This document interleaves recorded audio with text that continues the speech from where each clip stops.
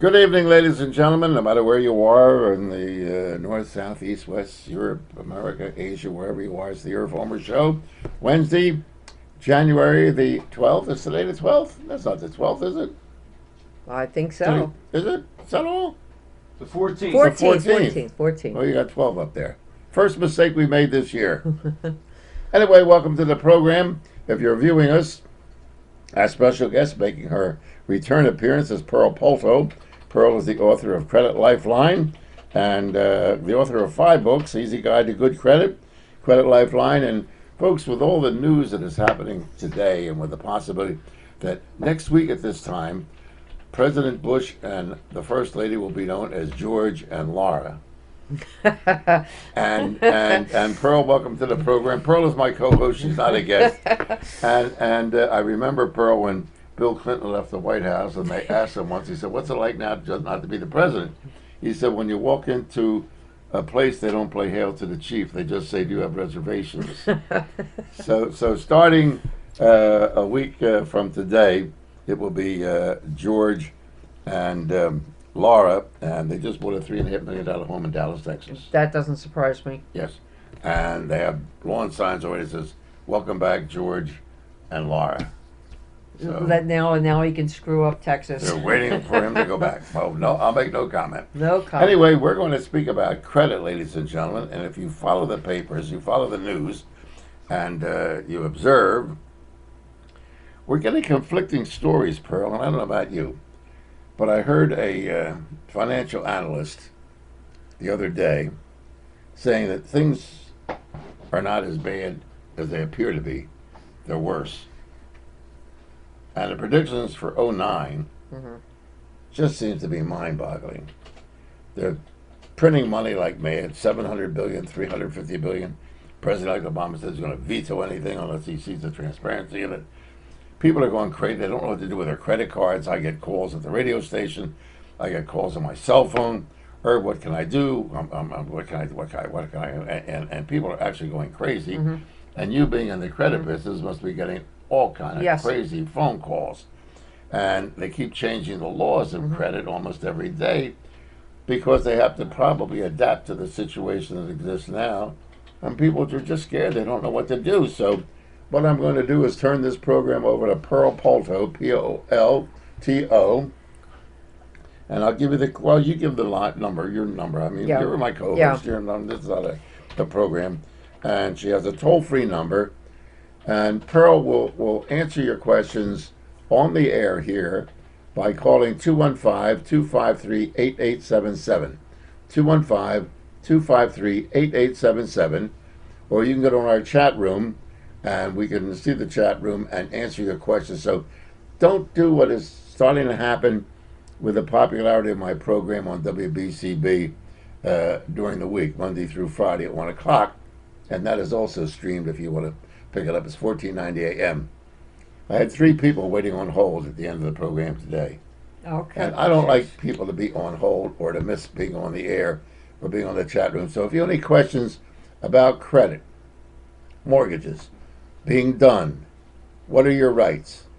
And you know, Pearl, I've often said, if you don't know your rights, you don't have any. You're right. You're absolutely right. And this lady can tell you what your rights are if you're involved in a credit situation, a repossession, a foreclosure, your credit card company bothering you. Pearl, I'm going to turn the microphone Well, thank over you. to Thank you for having me back on again. You're always because welcome, you know I that. mean, we should be. I've been hearing so many phone calls, and they're saying to me, we should be a team. We should be a team on TV and radio, and I can understand why with it. We do have a credit crunch after 25 years of me doing credit. This is the first time in history that I've seen chaos happening in our country, besides our city. But there is good news, and there's a lot of breaking news that I have. But right now, the average person should and must know their credit rights, because if you do not, you're going to be back on your mortgage, back on your credit cards, and you will not know what to do. The average person will say, you know, bill collectors, they're not allowed to harass me. I'm in foreclosure on my home. My credit card company is doing this illegally. The attorneys are doing this, telling me to file bankruptcy. You have more rights than you think you do. And if you understood what to do and what not to do, you would be okay with this credit crunch. If you have, we have many breaking news, and let me tell you the best breaking news that we have. One, if you're in foreclosure, you need the call. You definitely need the call because we could save your property. And we could save you if you have an adjustable mortgage. You definitely need to pick up the phone. But we also have another breaking news. And the other breaking news is if you're a renter in the city of Philadelphia, this is pretty decent. If you're a renter in the city of Philadelphia and want to purchase a brand new property, built property, we're going to make this happen. Because what we're doing is we're trying to buy all the land in the Philadelphia area, and then anybody that's renting will have access to this land, and our builders will build the land for you. I will do the credit. I'm the credit lady. I'm the one that's going to correct your credit. Then we have a mortgage people to get you that mortgage, and then we have builders to build that home. So even renters now, if you have a credit problem, there is no need to say, hey, I'm done for 7 years. And this 7-year thing, let me tell you, there's a credit statute, 7-year statute. There's also a 30-day statute. So there's the Fair Credit Reporting Act. Everyone should know out there. You don't have to stay stagnant. Like somebody will call me to say, I have a charge off on my credit report, and it's 5 years. I have to wait 2 more years before I'm back into the system. No, you don't. It's 30 days, so you're wasting your time. Pick up the phone and get educated. Like I do seminars all over the place, but I'm not hitting enough people. And I get frustrated myself being a credit expert, and I sit there and watch the news, and I call up the news and I say, you're giving wrong information. You're telling these people to file bankruptcy. They shouldn't be. Or you're telling people what to do with their money, and you shouldn't be because of this credit crunch. And this is why people, or somebody will say, I just went to an attorney. And what should I do? Should I file bankruptcy? The attorney told me to do this, do that. The attorneys know bankruptcy laws, not credit laws, but some attorneys don't even know bankruptcy laws that are telling you to file bankruptcy. So understanding your credit rights, knowing them, and then using them. And this is the key of the credit questions. As far as bill collectors go, as far as foreclosures go, we do have help. And we can correct what's going on in this country. At least I can. I'm only one person.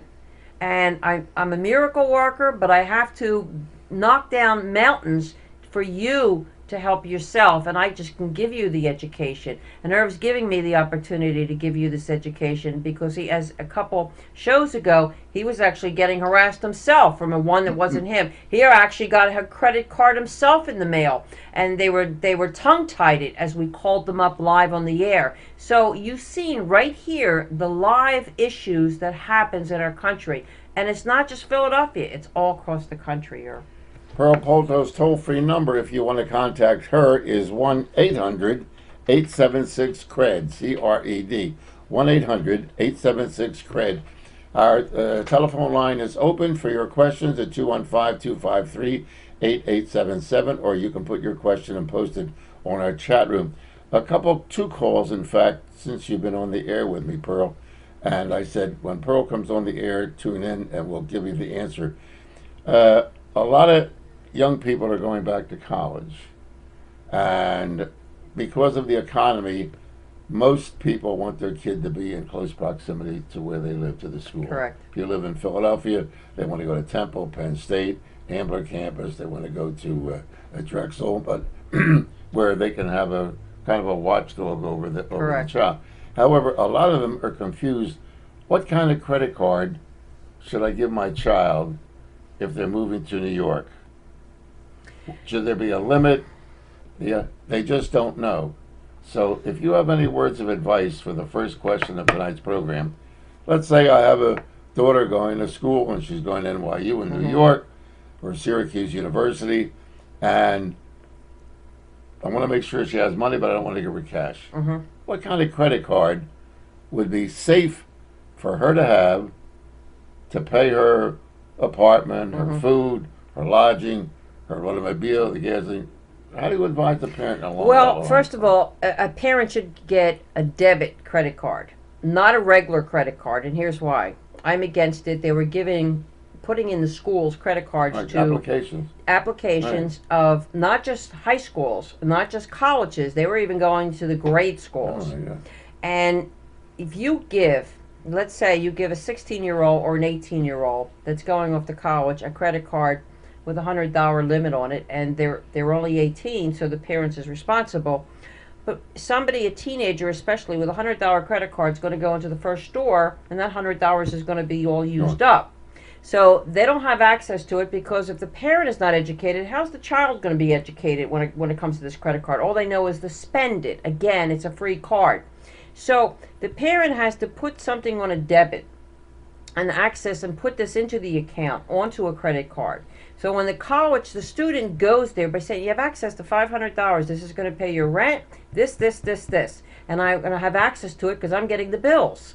So the parent has more access on an invoice. It's going to be like an invoice to the parent of what this child can use. As drawn on that account. And drawn on that account. Okay. And it's not that you don't trust the child, but you're educating them when it comes to credit, and you're giving them the responsibility when that time comes. Because the biggest problem that I've seen, I went to colleges, I went to high schools, and I've done shows on colleges where the college student says, I'm purchasing a home and I have bad credit because I had all these credit cards in college, because these American Express, MasterCard, Visa would come in, fill in all these applications, I would take them, and the poor student, by the time they were 21 years old to buy their property, they had a credit problem and they couldn't reverse it. They had to come to me to correct the credit, and they didn't understand it.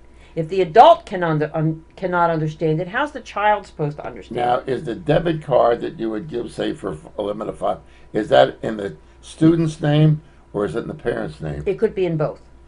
It actually could be in both, and you want it in both, because you want the student to be access to the card. You also want the parent to have access to the card, because the parent will get the bill anyway. The Right. parent's going to see everything that child is going to do. To give them a free access to a credit card, no. It's gonna be crazy, and they're gonna run through it that quick. Now, let's assume that the 18-year-old student has never had any credit before. And using the debit credit card, will that establish her or him, as he gets out of school and moves on, for a, quote, credit card in their own name? Would that reflect on whether or not their credit is good?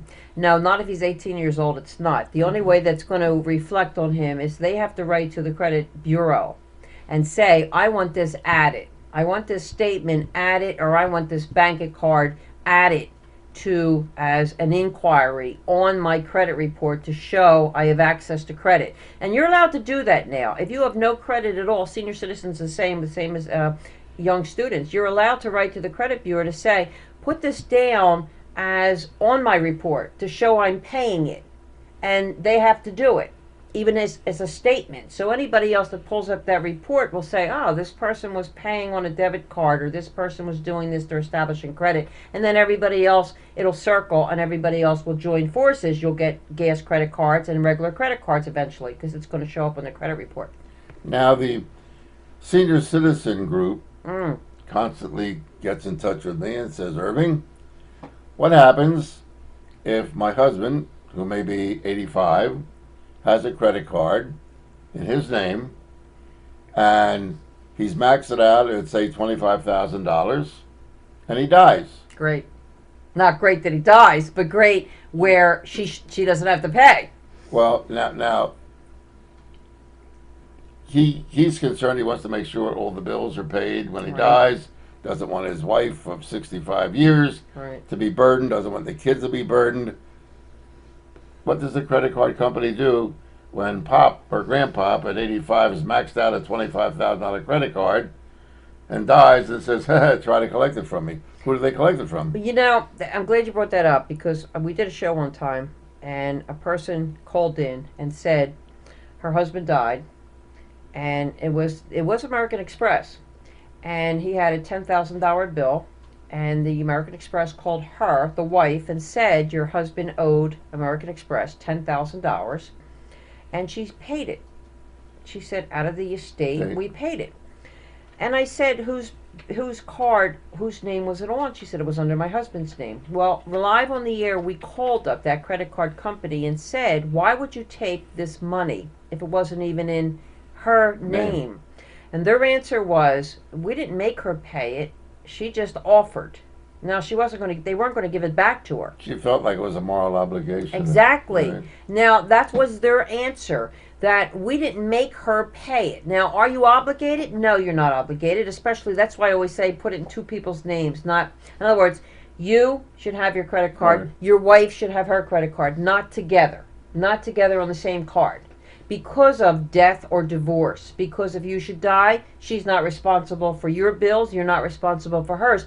And this just goes more so in credit. This goes also on a credit report now. Because your debt's going to be her debt, vice versa. So you need to separate yourself. And if you are married, and especially senior citizens right now, if you have joint accounts, call your credit card tomorrow and say, you know what, I want to single this. I want to count in my own name, and I want to count in my husband's name.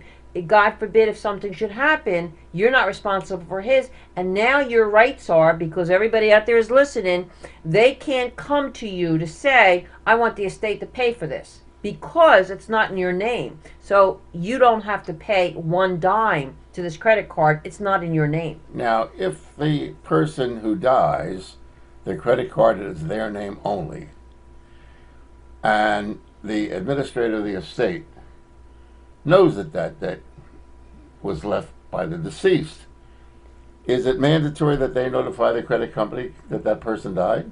You can. It's not mandatory, no, but you can send if you don't want to get harassed, or you could because you're not going to be paying that bill. So what can happen is, what I do is I will ask my client for a death certificate, and they'll send me a copy of the death certificate, and I'll send it to the credit, and I'll say this person is deceased. Stop all communications as of this date, and they do. Because if you don't, yes, it can linger on, where they can constantly call you by saying, oh, you're overdue, you're overdue, you're overdue this, which they did to you. Yeah. And this could happen for a lifetime. And then they could put it in the bill collector's hands, which they did to you.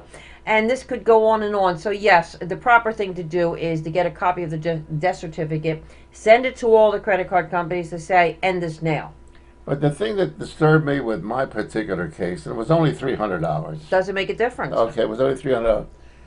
But there was no way, ladies and gentlemen, that we could find out what the hell it was for. Yeah, would you believe? I mean, I don't mind paying bills, and my credit is fairly good, and I pay my bills when I consider them to be honest bills, things that I purchase or services that I receive.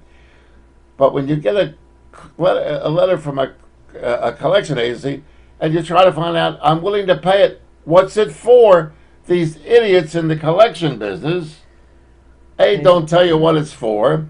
B, they're going to call you every day. Are they absolutely are they out of their minds? Yes, they are out of their minds. They don't care who it's. They sometimes don't even know who it's for. You have to remember, their job is to make a commission off of you.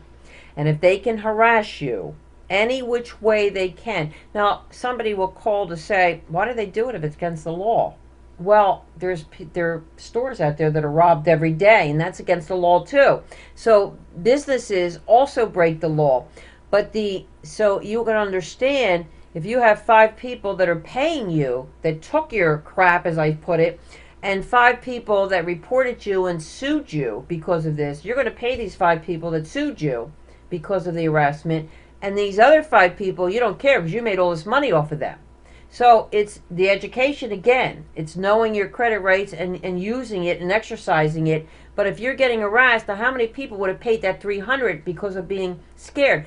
There's something in this country right now that's happening. I don't know when, I don't know where, but from in the 80s, it's happening every day. I'm not sure if it's the employees that they're hiring. I'm not sure if it's the lack of education that people are not getting. But it's getting worse. And even, not to change the subject at all, but when you're getting a bill, I was just experiencing last week with senior citizens. Your health care or your gas company, electric company, could contact you, send you a bill, and mail you another bill 3 days later. And then you're saying, now if you didn't understand this and you paid your bills as they come, you're saying, okay, we have to put this bill out.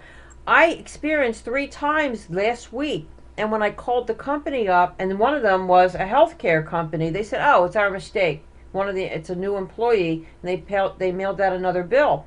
But if you're getting bill collector letters and you're getting creditor letters and they're mailing this every week and all these senior citizens are mailing out all these bills and you don't even know it, they're going to take your money. they're going to take your money. And if you would have paid that $300, they would have taken your money too, and they would have got a big commission. One of the things that and as a result of our relationship, I've become aware of two friends of mine who are in critical care. As you get older, in America, we've managed to eliminate infectious and contagious diseases. However, we haven't eliminated chronic and debilitating diseases. So now people live with cancer, people live with longer with all type of arthritis, crippling arthritis, and so forth. And so a lot of young people will then give power of attorney to their children. Right. Okay? Now, under the power of attorney, let's assume Grandpapa has the credit card and you're the power of attorney. You're the grandchild, not power of attorney. What does the power of attorney mean while that person is still alive as far as a credit card debt? The power of attorney, depending on what they're signing, could be only for the finances of the banks, okay, or the credit cards.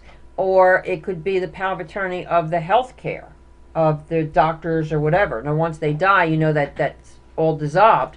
But when somebody signs a power of attorney, and a lot of people are afraid to sign power of attorneys, normally a power of attorney is just a sheet that you can have access to the banks and to the credit cards. And sometimes it's scary if you have a family member that knows what they're doing and not know what they're doing, and they don't pay the bill. Well, you're in bad shape too, because they're in control as that power of attorney. But the power of attorney could be just one bank or one. It doesn't have to be the credit card. It can be specifically spelled out. Exactly. It has to be spelled out in the family members. Like my own father, he has a power of attorney with my brother. And now he's allowed access to all the finances, and no one else is. But when he dies, that power of attorney will cease. Exactly. And people have to understand that and really understand it, because a lot of senior citizens do not know what they're doing, and they're getting ripped off right now because of this power of attorney and have access to a lot of things. You have to really know who you want as a power of attorney. If you have any questions for Pearl, please give us a call at 215-253-8877, 215-253-8877, or you can post your question on the chat room. In any of Barack Obama, the president-elect Pearl, in his statements that he's made or members of his cabinet made, do you see anything dramatically changing in the field of credit? Because they're trying to get more credit available. The banks allegedly got $350 billion for credit, and people are not taking advantage of it because they're kind of scared. They've already been frightened with that. Now the question is that there's going to be another $380 billion allegedly that will be signed by President-elect Obama on January the 21st. However, he wants transparency as to where that money is going to go before he signs that bill. He said he would veto it. Is the extension of credit, in your opinion, Pearl, the answer to this economic problem we have right now? You know, I listen and I hear and I see what's going on out there, even with Obama, and there's pluses and there's minuses. First of all, no one in Washington, no one in Congress understands credit. No one. And there's pluses and minuses. Obama wants to do right, but he's not going to move mountains. Now, when it comes to credit, the only thing that there's a negative is the vice president. The vice president, Joe Biden, comes from a state, Delaware. Now, he's all endorsing the credit card companies. This is why all the credit card companies are in Delaware that you're mailing your bill to. He doesn't understand, and when I have clients that are Congress people that are getting harassed by bill collectors, that tells you it's the Congress people that are passing the laws, and the Congress people don't know how to correct the laws when it comes to credit. This is why we have a free-for-all, even with the banks. The banks are saying, well, we could do this. The only thing that I see as a positive now, and I'm hoping Obama goes all the way, is this foreclosure. If a home is in foreclosure, they can get out of foreclosure. They don't have to lose their home with this modification. But there's many scams out there. So you have to know what you're doing. And this is what I'm saying. Call me on this when it comes to this modification, because there's people in California that are charging $10,000 where, it doesn't have to be. Or if you're renting as I just said, there's breaking news there. So we could turn the tables around. I can correct it, and I have I can actually correct these problems in Harrisburg and in Washington when it comes to these credit. I do have the answers. I've always had the answers. I don't think they want the answers, and I think this is where it got this deep, where they don't know what to do now. And I see it, and I sit back and I watch Obama, and I'm saying he doesn't understand credit either, because he never had a credit problem. So how could he understand credit? The congressmen, they don't understand it. They have a rubber check, and look at all the rubber checks they wrote. So all these people that wrote this law, they're going against the odds. We're going to take this problem for the next 5 years, if more so, because no one is addressing the problem. And I'm only one person. I could sit down with the president and say, here's what we have to do. He would not understand it, because people does not understand credit, and they should. Pearl, you have a question there on our chat room. You can get on our chat room, ask Pearl a question, as one of our viewers did, or you can call us on the phone at 215-253-8877. Pearl, I have a 30-year fixed mortgage at 6.5%, yet I hear that people are having their mortgages reduced to 5%. My bill has never been late. I'm a candidate. Am I a candidate for a percent rate reduced, or is it just for the people who don't pay on time? Wrong. You are a candidate, and let me tell you why. You didn't tell me if you have a fixed rate. If your bill is hurting you and your bills are hurting you, that 1.25 could be a lot of money reduced from your mortgage. That's one. Secondly, if you have the 30-year fixed and you want it down to 5, well, that's cutting your mortgage. That's cutting your mortgage big time, where it could pay for a credit card. So take advantage of this. It may not last after this president gets in office now. Take advantage of this down to 5%. This may not last, and I'm not sure it's going to, because sooner or later when this president gets in, these banks are going to fight hard. Congress, they're going to fight hard to say, we don't want this anymore. And they may do it to say, we're going under because of everybody's lowering their rate. But they're really not. They're really staying in business because everybody's modifying their mortgage. They don't have to buy all these homes. But the mortgage companies are brain dead. I call it brain dead because they don't understand the system. And that many banks that charge people's accounts like credit cards are under right now because they didn't understand it. Yes, there's solutions. And if I can teach you the solutions on what to do and not to be afraid of it, then the people like you will change our economy around, and we will teach Washington and the president by saying, we're not going to take this no more. And I would love that. I would love to have a million people march up to Washington, and then we'll make things happen. So, yes, you can. Thank you for your call. We have, or your rather question. Our chat room is available. Pearl, one of the questions that came to me, and I said, I don't think so. Can you take an insurance policy out that would pay off your credit card debt upon death? And if so, how would they determine the premium based on how much you owe? No, they don't work out. I am a former insurance agent, Right, a general agent. And no, if you just can't say, like if your mortgage, you can get it to lower your mortgage insurance. But the credit cards, no, that's going to be you. In other words, whoever you're leaving, whoever you leave as a beneficiary, you could say, well, I want all my credit cards paid for under this insurance policy. And then all of it will be paid. But why would you do that?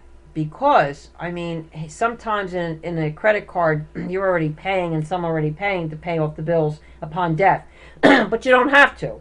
Is the interest that a credit card company charge you, is there a hidden insurance policy in there on the interest rate so that it covers the debt in case you do croak? No. Okay. No, you would have to say to them, here's what I want, just in case. But let me tell you something. It's like anything else. If you didn't pay it, what would happen? Nothing. You can't get it from the graveyard. They can't collect it from your relatives. So what can happen? Nothing. Well, now, aren't the credit cards, moving on from the other perspective, are the credit card companies assuming a hell of a risk and loaning money out to people who may have bad credit, people who do not pay their bills on time, and are being vulnerable to take that hit of non-payment? They don't care. And here's why they don't care. They're normal employees, just like the average consumer. when you tell them, hey, you know what, you're taking a risk on this, now they're getting scared. Now they're getting a little bit choosier now because of this credit crunch. Now they're weighing you down unbelievable. But they would rather take everybody out there under risk because they are hurting. And they can only hurt so much. They can only charge off so many accounts. And if I can predict the banks are going to go under because they're charging off. They won't negotiate with the people.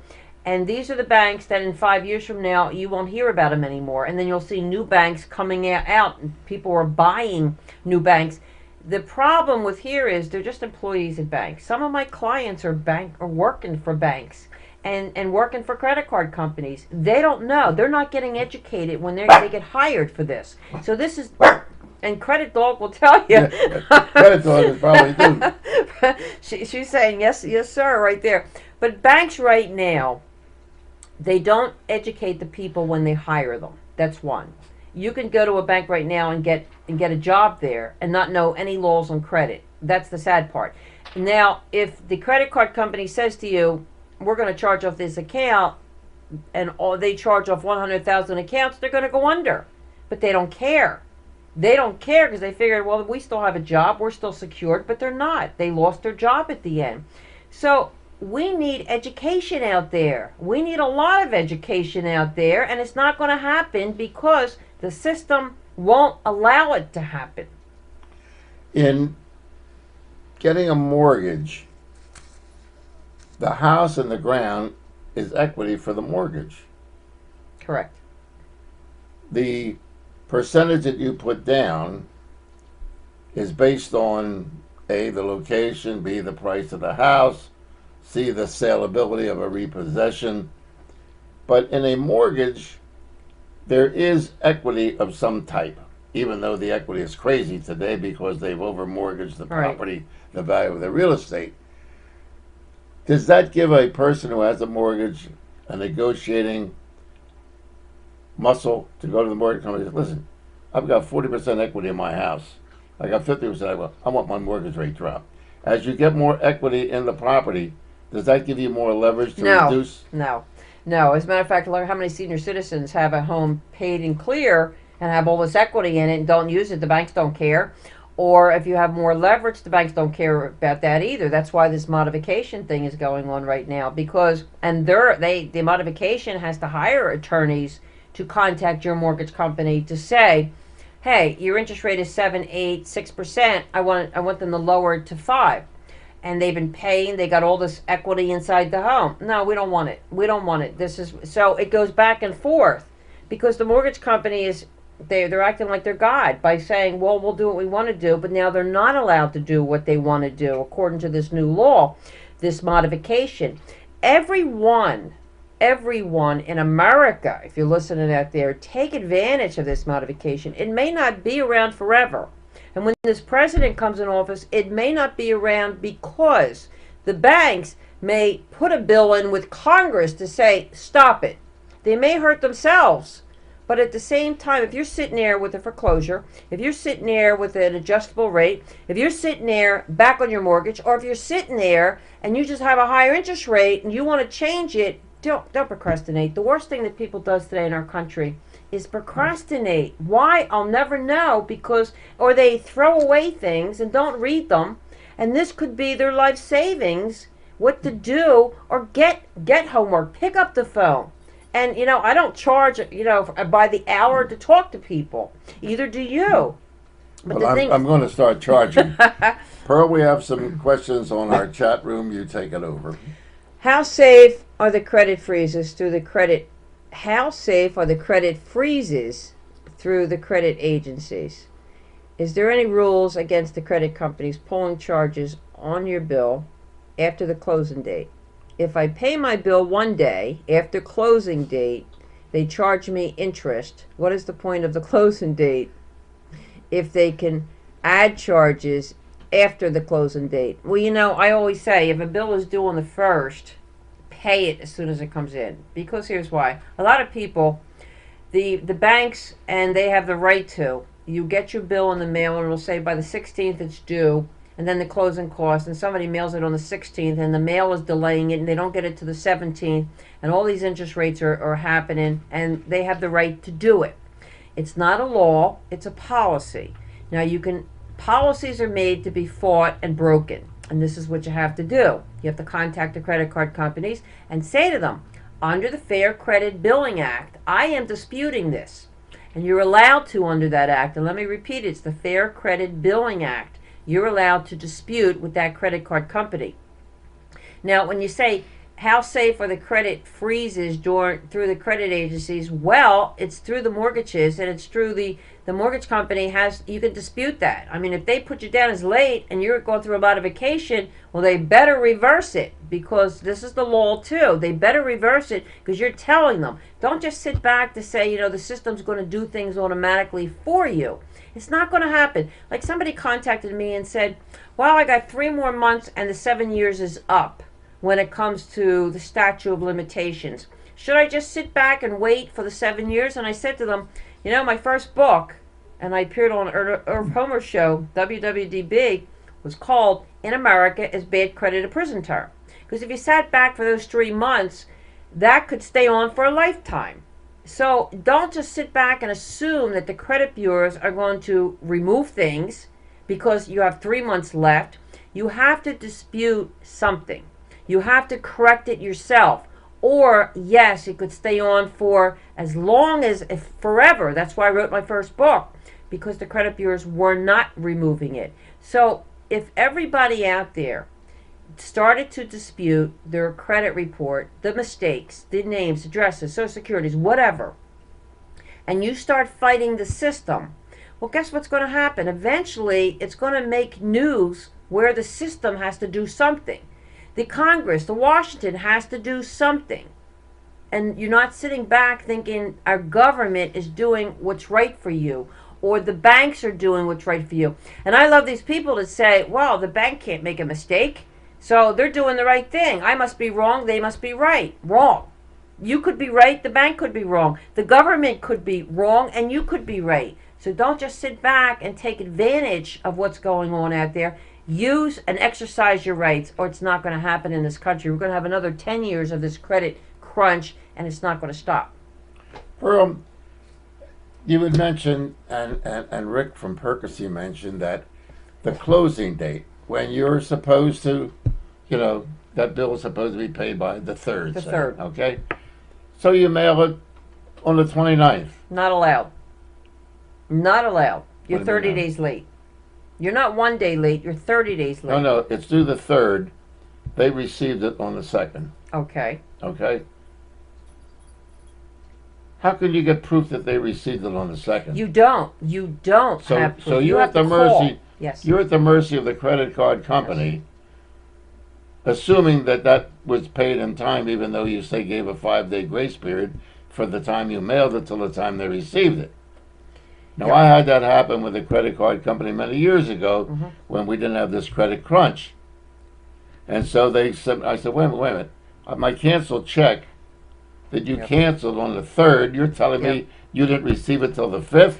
Well, yeah. How did the bank cancel it on the 3rd if you're telling me I went 2 days beyond? You're allowed to dispute it, Well, I finally got it straightened out, but what I did, I screwed them. I said, what's my payoff figure? Wait a minute. And what date does it have to be in? And make sure that the check, when it is canceled by the bank, has that reason. I sent them $5 extra. Do you know it's still on there? I still get I will show it to you. I have it in my safe. They don't know what the hell to do with the $5 overpayment. Yeah, no, you're right. They don't, because they're overdrawn with it. But you're bringing up a question. Many people, when they get a bill in, they put it aside. Not to interrupt you, Pearl, but to continue on this. Does it pay to check if this person says they pay it every week, they pay it on time? You're at the mercy of the credit card company. Yes. So would it pay them to say, listen, I'm interested. I have an interest awareness. I want to know whether or not you're screwing me or not. Call them every month and say, when did you get my check? Yes, you can do that. Okay. Yes, you can do that. And if you're going to pay your bill a day before, yes, I would do that, because some credit card companies automatically push a button and it goes to the credit bureaus automatically, and you can dispute it. Now, yes, mail can be. You can dispute the what do they call it? I have a senior cinema. Beyond what the thing is due. They add a surcharge or two or something to dispute that every month. They did. I paid it. And go, did you get it when it was supposed to be due? Period. Let me tell you how they can correct that, because it happened to me, and I'm a credit expert and I'm an author, and it happened to me. I send out a credit card, and obviously they did not get it, and it was the mail. So I get the next one, and it said late charge, and I'm saying late charge, not me, because I mail my bills the same day I get them. So I called up and I said, I don't know what's going on here. Either you did not mail it out, and don't say you did mail it out, because I'm going to sit here and wait for you to look at my record. So they put a supervisor on. They looked at the record and said, yes, you do pay your bill. So why would I wait for one bill, 1 month, not to pay it? So it's your fault, and I'm not paying no late charge. So unless you want me to do something, and I will complain, and I will make this an immediate attention, and that quick, because if they see a history that you're paying your bills, they will work with you now. They really will. But if you have a habit, if they pulled up that report and they see that you pay it a day before, well, they may work with you that too, because they're going to say, well, this person pays a day before it's due. But then if you're 1 day late, they get nervous and say something wrong. They're never late. I had a person contact me. He said he had $2 million in a bank, and he said, I cannot get a credit card, and I want to know why. And I said, how do you pay your bills and when you do pay them? He said, the one credit card that I have is with a certain company. He said, I paid it. And I said, well, when did you pay it? He said, I pay it in full. I said, the problem is if it's due on the 1st, when do you pay it? He said, it depends. Sometimes it's the 30th. And I said, okay, there we go. The investigation was complete, because if you mail it on the 30th, they get it on the 2nd. I said, you're not 1 day late, you're 30 days late on the credit bureaus, and then when you apply for another credit card, they don't look into your bank account.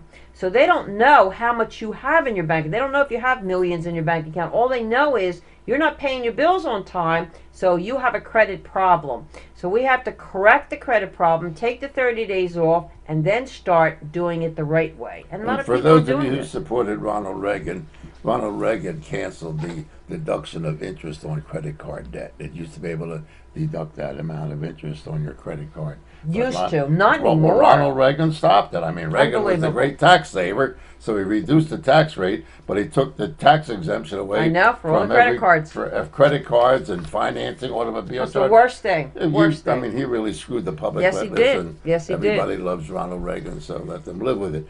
Pearl, we have some questions or comments on the chat room. Within the next few months, I will be looking for a second home in New Jersey. Can your mortgage staff help me obtain a mortgage? I'm a current client of your credit repair program, and it has gone extremely well with a score of over 700.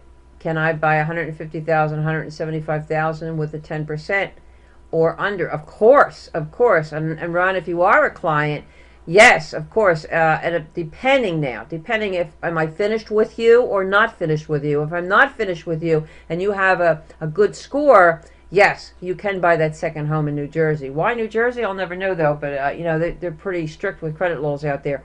But yes, especially if you put 10% down, call me and let me know. Just as you're calling today, let me know. At my toll-free number, what you want to do. I will check your file to see if you're ready for to buy another piece of property. It's that simple. Thank you. 1-800-876-CRED is Pearl's number if you want to give her a buzz. And the other one is, do you recommend that I check all 3 credit bureaus for my credit rating number? And is there a way to check all 3 for free? Of course. Well, first of all, that's a good question. Many people were going on the internet and saying, well, I want to get the free credit reports. Well, you have to pay for the second one, but a lot of people didn't know that. The other thing that is wrong is when you get it on the internet, you do not get a complete, really good credit report. What you're getting is an in-file. It's 3 credit bureaus in one. It's called an in-file. And it's 3 credit bureaus on one page. But 3 credit bureaus are all in competition with one another, so they're not on one page. But you can call, let's say TransUnion. You get their toll-free number, you call them, you say, I'm entitled to a free copy of my credit report. You can call up Experian. They have a toll-free number. You say, I would like a free copy. You're allowed one free copy a year from all three of the major credit bureaus. Do not go on the website with this free credit TV or free credit bureau, because what you're going to get is an outdated file. And not only are you going to get an outdated file, but your score is going to drop as you're pulling it up on the internet. And that's dangerous too, because you want to know your score, but at the same time, I always tell my clients at the beginning, here's your score. Let's say you have a 590 score and it's low. Every time that somebody is disputing with the credit bureaus, and you see the word deleted when you get the updated reports, that means mentally your score is going up higher and higher. You don't need this to have somebody say, here's my score, 600 now, 750. Every time you see the word deleted, your score is going up higher and higher. And then when you want to apply for something, all you have to do is show them your own true credit report from the bureaus and not the in-file. And I'm very against these in-files. They're so outdated. And they're outdated is because if something was deleted on a true credit report, let's say something was deleted on a Monday from TransUnion, how is the in-file going to know on a Tuesday, and Tuesday you're applying for a mortgage, and the mortgage company pulls up the in-file, or a card dealer pulls up that in-file, and that account that was charged off that's deleted, how could it be on the in-file on a Tuesday deleted? It cannot be. So it's up to you now to do your homework as a consumer, to say to the card dealer or the mortgage company, here's my updated credit report from the True Credit Bureau. Correct it with your in-files, because I don't have to pay this charge off or this bank because the credit bureau already removed it. And there's a violation with these mortgage companies and car dealers that make you pay for these charge-offs, and there's no need to, because the True Credit Bureau is telling you it's deleted. There's a lot of things happening out there. That's all it is. It's education. Why is it necessary to have 3 credit bureaus? Isn't one enough? I would say yes. Naturally, I would say yes. But companies, banks, they want 2 out of 3. And they want 2 out of 3. If you're applying for a place and you're going, let's say they want to pull 2 out of 3 because one of them may be a subscriber, the other 2 may not be a subscriber. So a lot of them will say, well, give me 2 out of 3. I will pull 2 out of 3. It's rare that I've ever seen a company just pull one report. We clear one at a time for the sake of it. So your score is up high, and then we send it to their competition. But to dispute with all 3, you have to dispute with all 3 credit bureaus. One is not enough. I mean, you can fight it, but it's policy again. Policies are made to be changed. Rules and laws are not. So there's the difference there. Another question was, my borough furnishes our electricity. Do they have one more or less power as a creditor? They say PICO as a utility to hurt my credit residents' credit if we pay our bills late. Of course. PICO is on your credit report. So is the gas company. So is the water company. If you pay PICO, an example, late, it's on your report as late. And sometimes it could be on 5 times. Why 5 times? PICO could be on 3 times. And the bill collectors are on another 5 times collecting for PICO. Didn't you say a couple weeks ago that PICO is not allowed now to report on a credit report? Yeah. Well, if you see it on there, you heard him, they're not allowed anymore. And I haven't seen it, so obviously it's working. So PICO's not on it. They're not allowed. I picketed in front of PICO years ago because they tried to get on a credit report, and they won. They were allowed to put if you had a lateness on a credit report, they were allowed, but not 7, 8, 9 times to hurt you with something else. So yes, that should be disputed. If PICO is late and you're paying your bills on time, you have to dispute it. You have to be it removed. They're not going to remove it automatically. Pearl Poulter is our guest, not our guest, ladies and gentlemen, co-host on the Irv Homer Show. Once again, we're broadcasting from irvhomer.com, and I invite you to tell your friends about our website at www.irvhomer.com. You can email me, and you can email me questions for Pearl if you want to, and my email address is evilerv@irvhomer.com. I also broadcast Monday, Tuesday, Wednesday, Thursday, and Friday at 1 o'clock on WBCB Radio at 1490 AM, and that program is also streamed. Once again, you can contact Pearl Poulter, who is not only the credit expert, but is also a paralegal and knows more about credit than most of the credit card companies themselves, because they just issue the money and they worry about the law after they're caught. Once again, you can contact Pearl at her toll-free number at 1-800-876-CRED. That's 1-800-876-CRED. And our next question on our comment board, and also our telephone number is 215-253-8877. And we have time for one or two phone calls, but Pearl on the chat room there. Are there any ways to reduce the amount of debt I have with school loans? I am currently having loans issued by the United States Department of Education to me. They are currently by the Ford Loan Consolidation Program. Well, first of all, you have the right. You have to remember, if you're paying them $10 a month, if you were paying them $100 a month and you decide that you cannot pay them, let's say you're in debt or you quit your job or you got fired, whatever, or health reasons, all you have to do is write a letter or contact them. I always say put it in writing. It's because it's right there. It's like a contract. And instead of mailing 100, you mail them 25, and you say, here's the situation. I'm mailing you 25.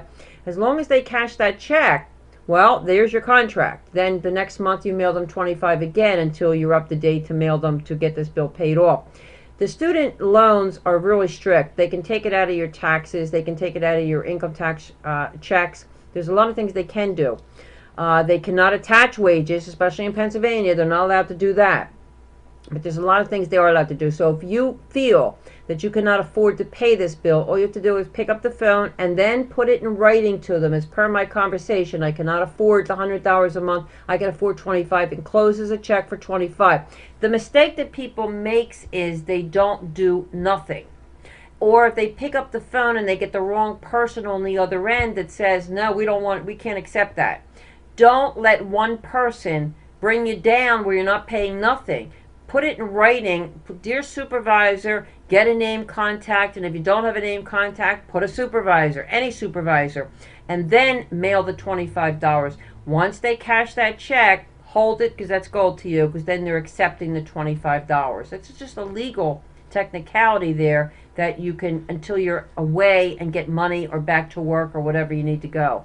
But there's so much things, there's so much education out there that people, and it's not just the poor, it's the middle class and it's the rich, that they do not have the answers. But I think you made the most important statement of all, Pearl.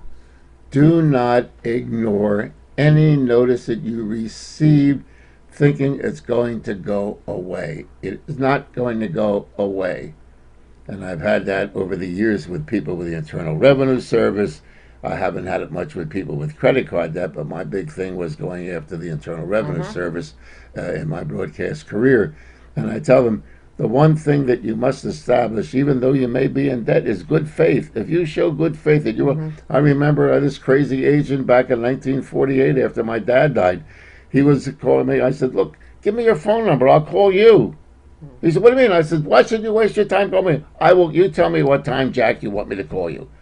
He was part of the oxymoron, the intelligence department of the Internal Revenue Service, which is really oxymoron. And the poor guy didn't know what to do. He said, look, I said, well, give me your number. I'll call you. I'm not hiding from you. I want the answer on the estate, period. Exactly. And I think that when you do it with credit card companies or people that are, don't ignore them. Exactly. Well, that's one of the most primary things I think that you said tonight. Well, not only that, don't ignore them, or call Pearl at 1-800-876-CRED. You know, it's not that you're in doomsland. All you have to do, I'm available around the clock, 24 hours around the clock on that toll-free number.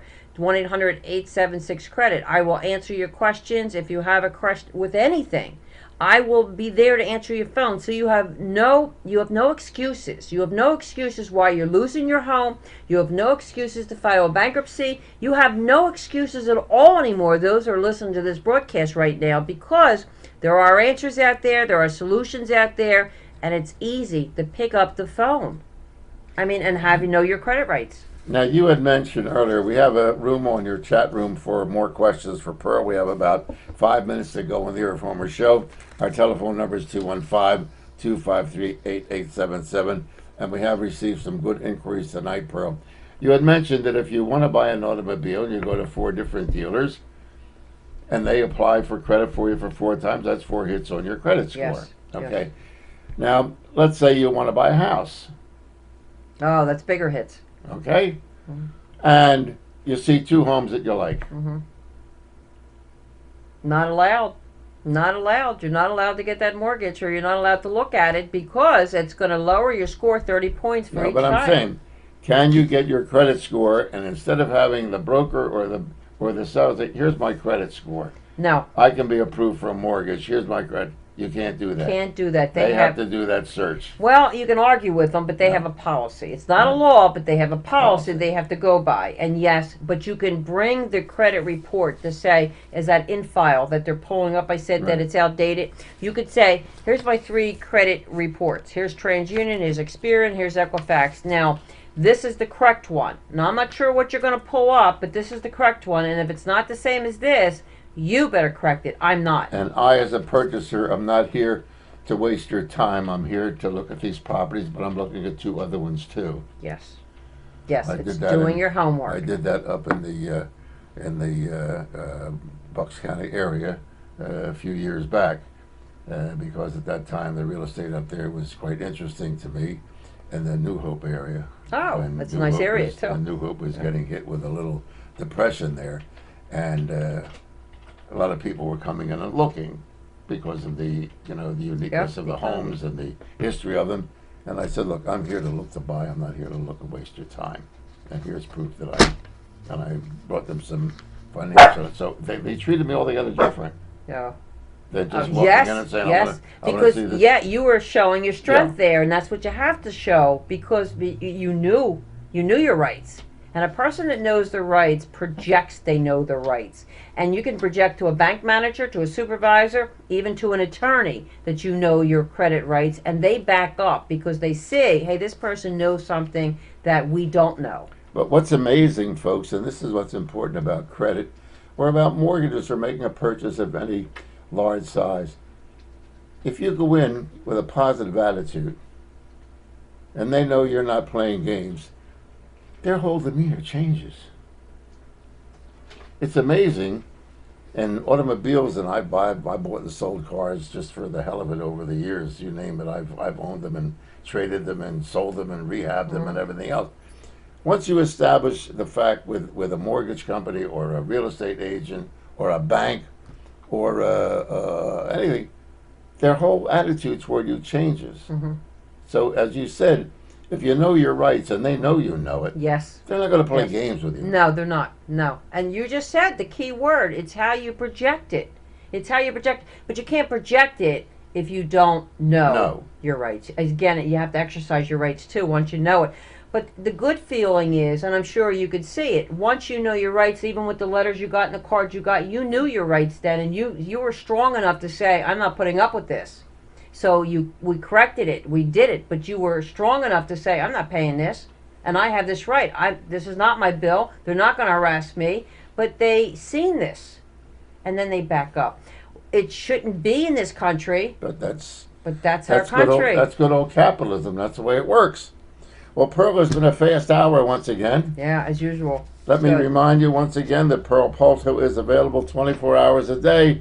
Your doctor may not be available, but Pearl is the doctor of credit. She's available. That toll-free number is 1-800-876-CRED, 800-876-CRED. And you're going to be on the road, so tell our viewers and Yes. listeners the importance of this lady sitting next to me and, Well, and how her credibility has been established. this coming Thursday, I will be in Los Angeles, California. There's the Black Tree Media. We're going to be doing some shoots on there, and I'm going to be on the same page as Obama, so I will let you know and give you an update when that's going to happen. But the shooting takes place next week. 3 shootings on credit and mortgages. That's one. And then when we come back, we will be doing a seminar for the city of Philadelphia. I will let you know that as well, the date, the time, if you're welcome to attend. But if you have a church or organization or business that you want me to appear as a seminar, please call my toll-free number. I will be there. Just give me the time, give me the place. I will be there because education is essential, 2009. And give them your website address, Pearl. Well, the www.pearlpolto.com, or you can just call 1-800-876-CREDIT, CRED. And it's a simple telephone number, 876-CREDIT, CRED. call anytime around the clock.